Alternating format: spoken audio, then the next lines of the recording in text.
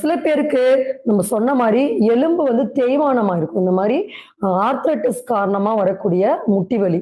எலும்பு ஃபுல்லா ஒரு மாதிரி கனமா டைட் ஆயிடும். ஸோ அதனால அவங்களுக்கு அந்த பெயின் வந்து இருந்துட்டே இருக்கும். மேக்சிமம் பார்த்தா இந்த முட்டி வலி வந்தாலே வீக்கம் வந்துடும். ஃபுல்லா ஸ்வெல்லிங் ஆயிடும்.